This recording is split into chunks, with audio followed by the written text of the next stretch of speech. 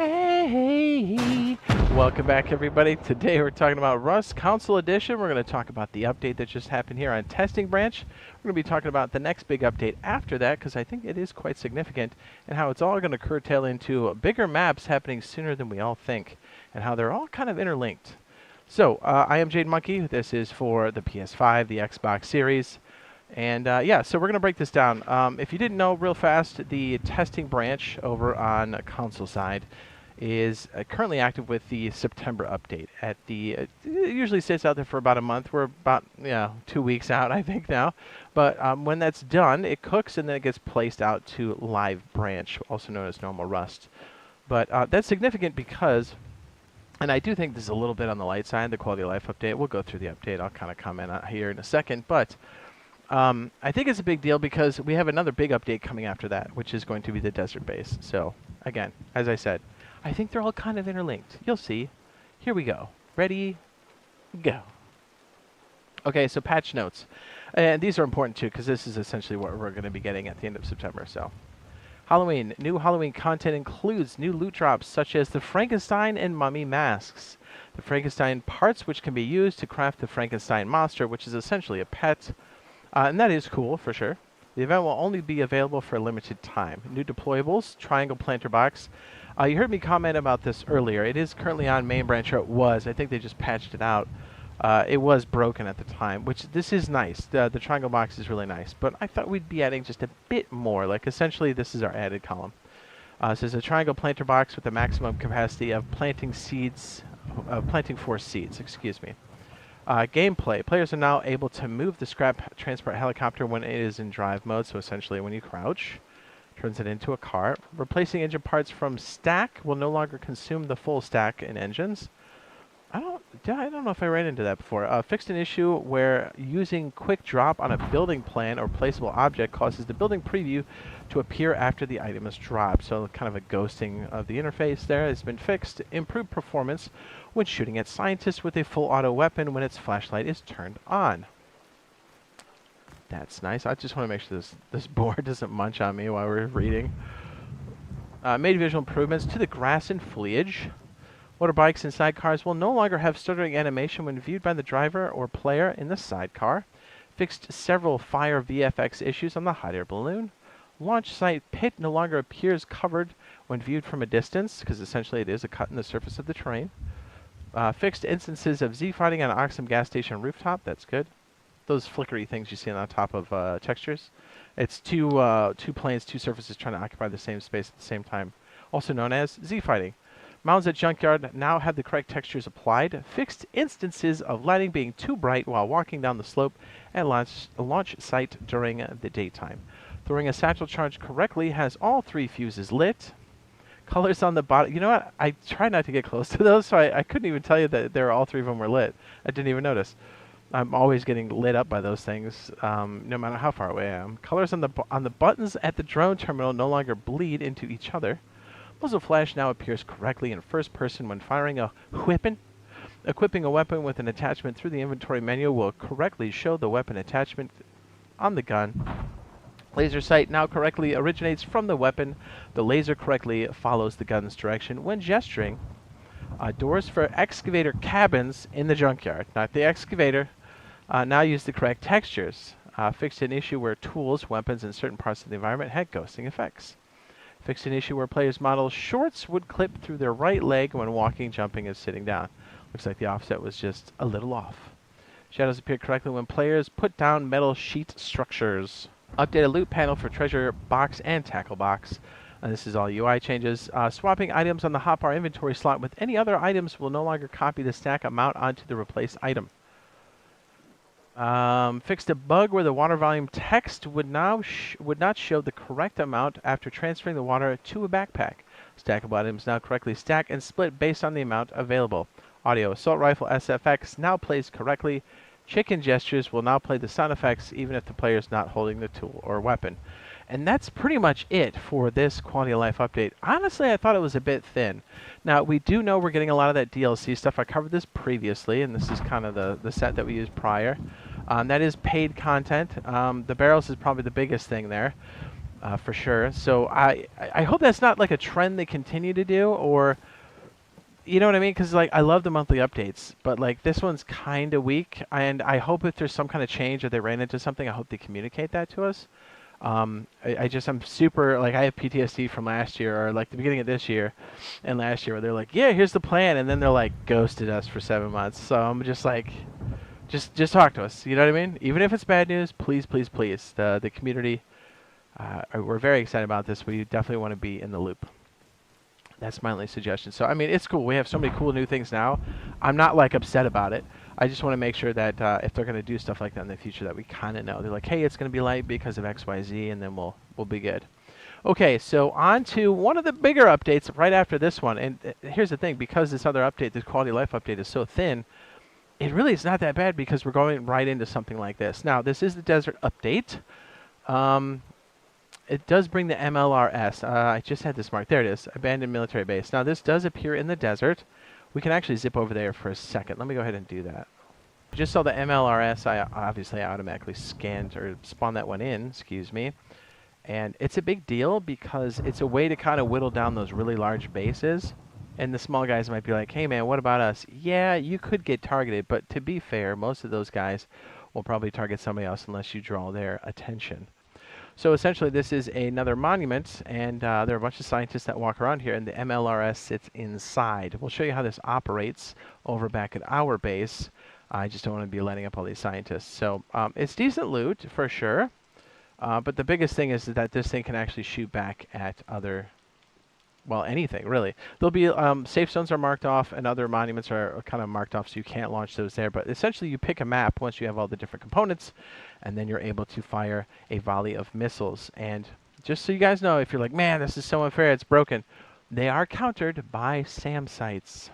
They do shoot them down. Effectively, to really have a countermeasure for these guys, you're looking at 2 to 3 SAM sites that are active to cover the area. Now, there's a bit of randomness that happens, so yes, technically you could get a couple that sneak by. But this is a really nice way to kind of thin the defenses on those larger bases. It takes quite a few volleys to knock down a base, so I wouldn't worry too much about that. But if you're trying to, like, you cut into a wall and you're trying to, like, whittle down those defenses, this, like, peppering across the surface of a base can really be a big deal. So it's quite a game changer. Now, you do need a targeting computer, and you do need the missiles, and once you do launch, there's a cooldown. Now, I'm going to circumvent those and kind of show you how this thing works. But it's a big deal because we're getting a lot of monuments here, right? And we're fast running out of space, like fast, super fast. But I just want to show you how this targeting system works, so you guys aren't super afraid of it. You really shouldn't be. As long as you're not completely drawing their attention, you know what I mean? You don't have like a totally ridiculously huge base as like a smaller group, you should be fine, in theory. In most cases. Okay, so we're back. I do like the storm. I can't wait for the weather. These are the 2 things you do need. Targeting computer, these happen in drops, and then these actually cannot be crafted. You have to find these in the wild. And then once you do fire one of these, which there should only be one on the map, there is a cooldown. I'll just kind of show you how it works. So once you get inside of here, you place your targeting computer here. Then you place your rockets in the back. Boom. 12 maximum. And then you touch the map here, and you can actually target this anywhere on the map. And you can see these different zones. Safe zones, monuments are roped off. You cannot target those. I'll go ahead and probably put something like right over here so we can kind of see it. Volley. You can actually see it moving in the back, and then once it's all lined up, you hit fire.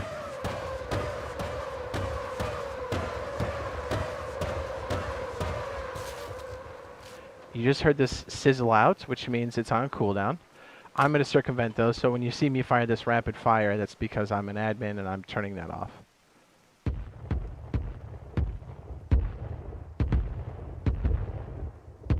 So it's accurate, but it's not accurate. It's also very loud, so people definitely know when this is happening. And so people come running over to see what's going on. This is essentially built for taking down larger groups. Yeah, you could do it at a small base, but it's going to be so costly. You're like, it just makes more sense to actually raid. Pretty crazy, right? So we'll show you another kind of breakdown here in a second. But again, because we have so many like new monuments coming in, because remember, we have the desert monument coming in, and we have the Arctic base. Whoops. I thought that was my map. My bad. This is my map. So remember, these are all monuments that are going to be taking up spots. Yes? Where's the Arctic base? Arctic Research Base. So remember, it's not just these here, but things that connect to it. The road system, because those are no build zones too. And you can see railroad tracks here. We don't have a beat on that yet, but we do know they have been making stuff. So by the end of the year, we're going to have fewer and fewer slots on the map. Yes? And here's why this is significant. All of these things, the abandoned desert base, the research base here, many other monuments that have been added, were added well after they increased the default size on computer, PC side, right? Just regular old Rust.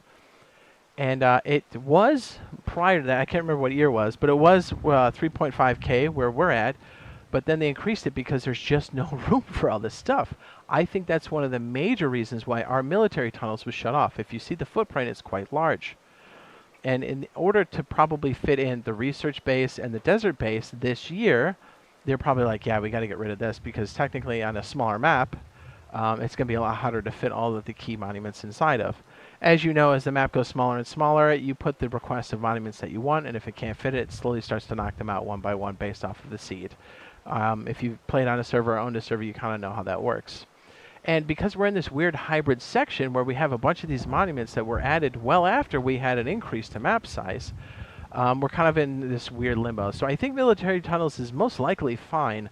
I just think they're knocking it out so they can get these other things inside of the map before the year's out. Now, I think it's crucial after you start to see some of this stuff play out, especially after the last, the research base comes in. We're going to be like, yeah, it's a pretty tight map, and we're going to have to really get the increase. But here's the other thing, too. The increase really goes along with the population. So, like, the minimum size for the maps has to increase with population because otherwise the maps get too large and people are too spread out and there's not enough interaction. The whole idea of this game is you have points of interest, a lighthouse, and, you know, it has loot inside, and the potential because people live closer to each other, the likelihood of running into people is a lot higher. But if the map's bigger, you may not. We do have transportation that helps kind of bridge the gap, yes. But think of it as a scale. There's a relationship between map size and population if you want a nice type of gameplay, which is dictated by official servers. So just remember that has a relationship. So I pretty much after the Arctic base, it's going to force their hand. I think maybe they could squeeze in one more update that has like a monument before they're like, hey, we're out of space. So I think they're cooking it well ahead of time. They're probably working on it now, to be perfectly honest, because they have to. That's what it comes down to. Now, so we have had, like, no official word on it, but really after all of these things start to really squeeze into the map, you're like, hey guys, how are we going to do more monuments and stuff, right? Yeah, if you see here, this is the standard size map. This is 4.25 kilometers squared. And this is a standard map size for PC Rust as it stands now. Now, we have a lot of extra things here. We've got terminals that have kind of merged inside of these monuments. We have caves. We have all of the monuments. We have this rail system that's very intricate. The new terrain, the new rivers and whatnot. So a lot of things take up more surface area. So it's very, and look, even tunnels that go underground. So it's very important that we get this increase because we do know trains are coming to some degree. We don't know when. But, you know, even with the stuff that's been planned, we're fast running out of space because we're running on a map smaller than this. Oh, look at that. Radtown's attached to water treatment. That's so cool. I kind of forgot about this little guy. Yeah, so we've got a lot more monuments to come and a lot more places. So I think it's all going to be reserved for when there's actually going to be a population increase and a necessity to put more space in because of the monument situation, because we're down military tunnels. We're all feeling it. Okay, so what I did here is kind of give a footprint of something large, and I'm going to show you what these guys look like so you guys aren't completely freaking out. Now I'm launching 2 volleys at once, which is not, there's only going to be one of these on a map, and I'm going to cool them down instantly and fire them again. So I just want you guys to see this so you're not terribly afraid. It's a nice tool, but if you're a small guy, don't freak out because, you know, I think I have to, there we go, reinitialize, and then I think we'll put it like right there maybe. And see, I hit like a command, so I already put this guy in here, and so we're just going to fire. Here goes.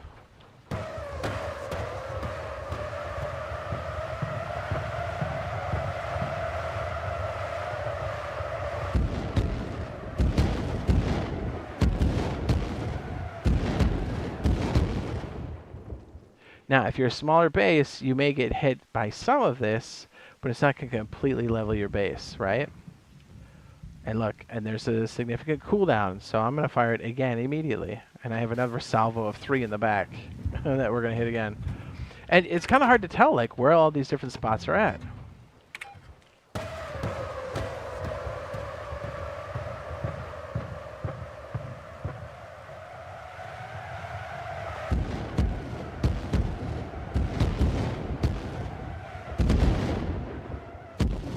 And remember, you have to find all of these, the targeting computer and the actual ammunition that you're going to be using. So I mixed a bunch of stone and metal inside of here so you can kind of get a good idea. So 2 volleys kind of cut into the side of this. But if you've got something like armor, and you can see a lot of the metal has survived after 2 volleys, which is crazy. Almost direct hits. And you can kind of see like, hey, okay, we got some leeway. And this is with no protection. And if somebody else next to you has a SAM sight, it's indiscriminate. As you know, SAM sights shoot at everything, even if you own it. So if you're kind of close to a bigger group that has a SAM sight, essentially it's going to run cover for you. So, yes. I think it's going to help a lot. So we're going to do 3 volleys right now real fast. Ready? Boom.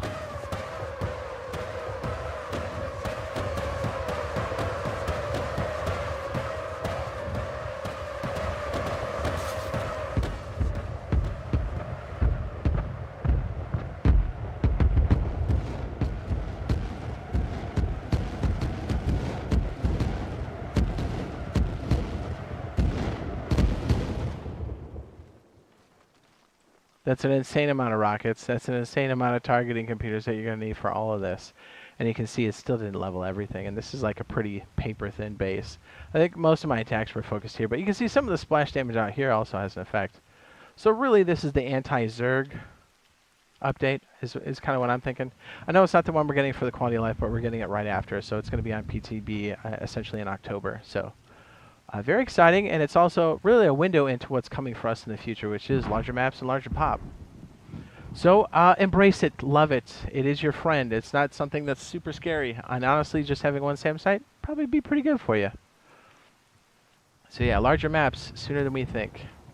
And if you'd like a good auto locker for your industrial system, I already have that up on the end screen now if you want to go ahead and check that out. And hopefully we'll see you in the next live stream /video. Love you, bye.